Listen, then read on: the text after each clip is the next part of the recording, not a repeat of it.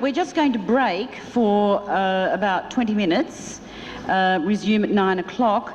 A couple of things to alert you to. One is that you can get coffee and tea for $1, and there's a limited amount of apple pasties, cheese and spinach, chicken and mushroom things for 50 cents, a limited number.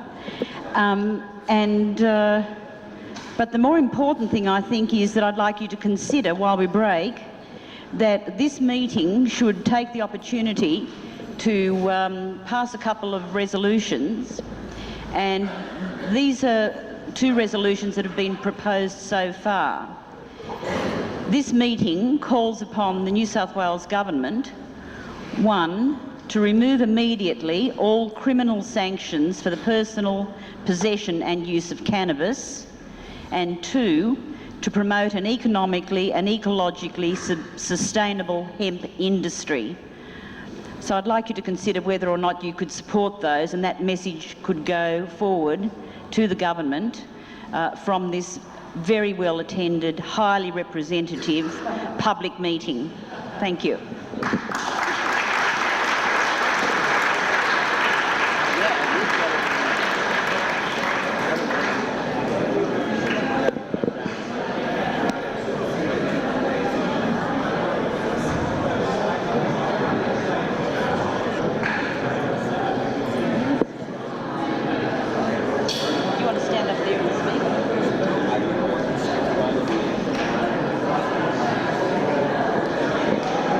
Jack. I wonder if everyone could come back and take a seat, please.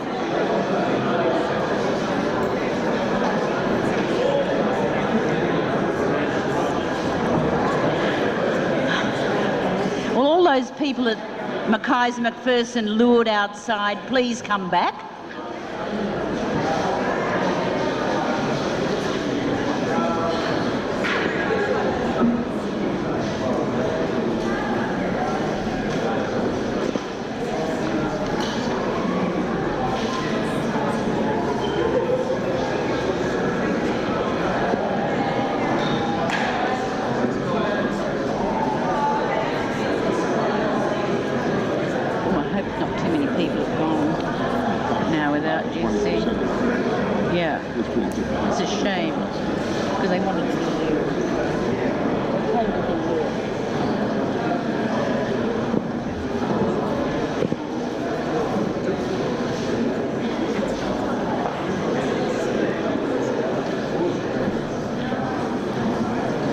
Thanks very much, everyone, for continuing to be here. I know that a couple of people have had to leave, and some of them are a little upset that the meeting was advertised to hear Jack Harris speak, and we've saved him to last.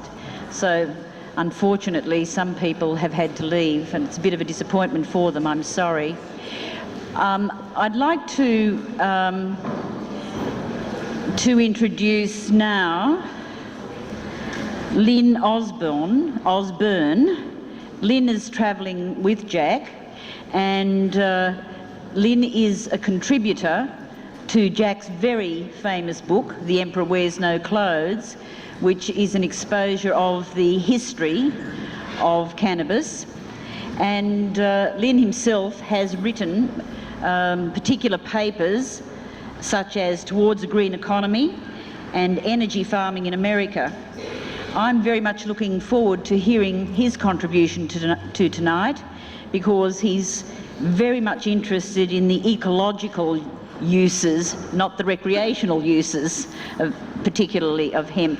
So I'll allow him to introduce himself in any additional way that he wants. Please, Lynn. Thank you.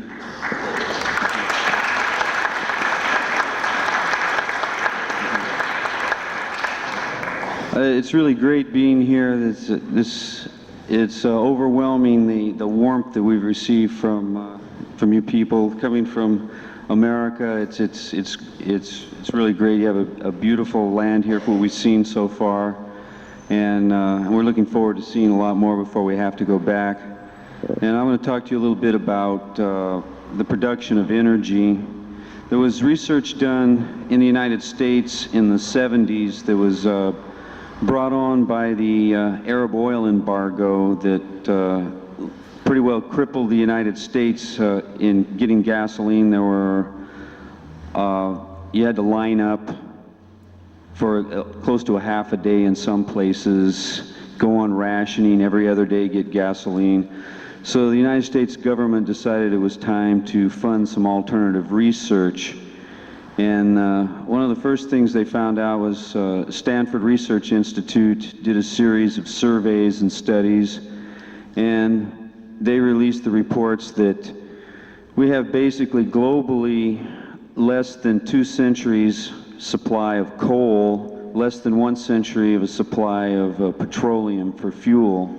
The United States in the early 80s had already consumed 80% of our oil and gas reserves, and this was pretty alarming. They found out that due to Stanford research and a few other universities like Georgia Tech, that you could get a great deal of fuel from agricultural resources. We're talking liquid fuels like,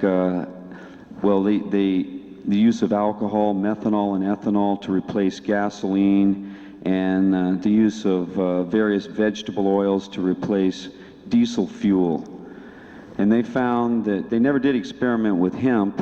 They didn't really know about it. It's part of the same thing we've been talking about here, a conspiracy of ignorance that started in the 30s, and by the time the 70s rolled around, you have a new generation, and they don't remember when hemp was grown. But they did a lot of research on various biomass products, and the common factor that allows you to determine how much fuel you can get from an agricultural resource is the amount of cellulose in it, because cellulose can be easily converted to alcohol fuels. And the researchers projected that we should get into biomass fuel production right away to produce alcohol to replace gasoline for various environmental reasons, which in my country, unfortunately, environmental reasons a lot of times take a back seat to economic interests. And the real problem was the amount of money that had to be invested to build the conversion plants to start producing fuel from alcohol. And it looked like a pretty bright future. The researchers projected that by this particular time we're talking about now, 1995, they were projecting as 15 years into the future, they quite naturally thought that we'd already be well underway with the use of biofuels and be turning away from petrol fuels. But they couldn't foresee, what would happen with the politics.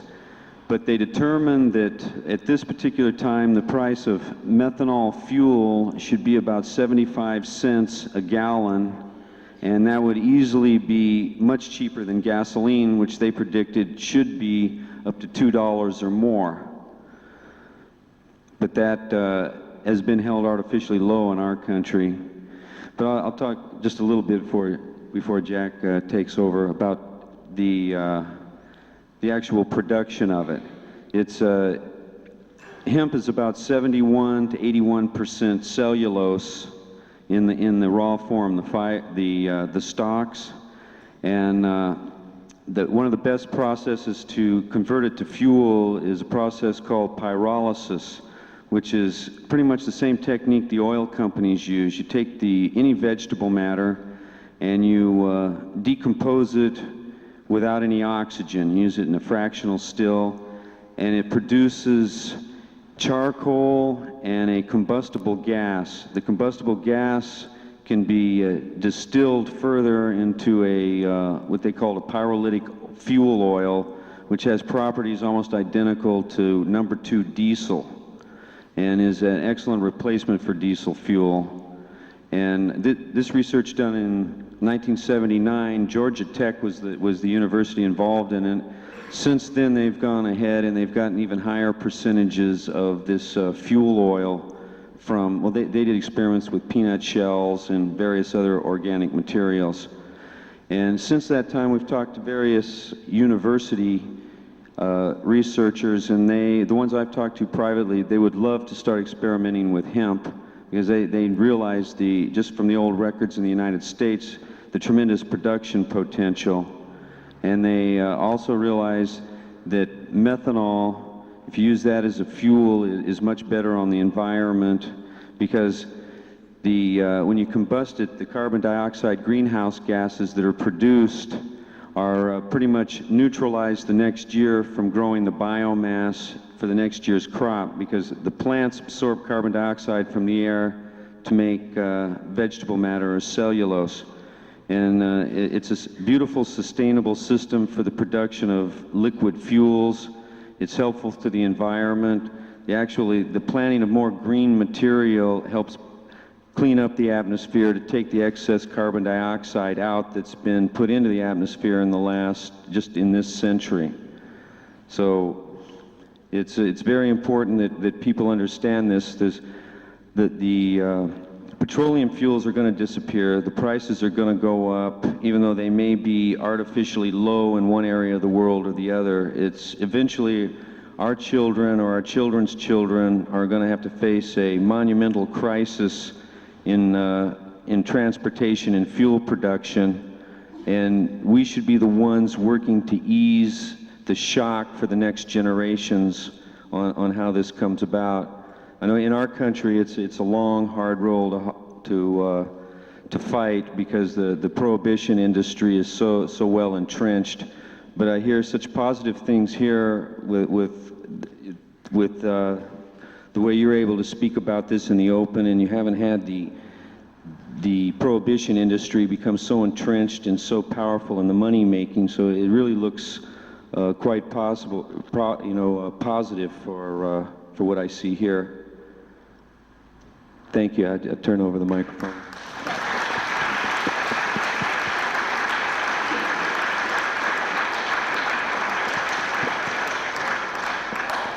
I'm glad you think that it looks so positive for us, but we feel we have a very long way to go before we achieve real change.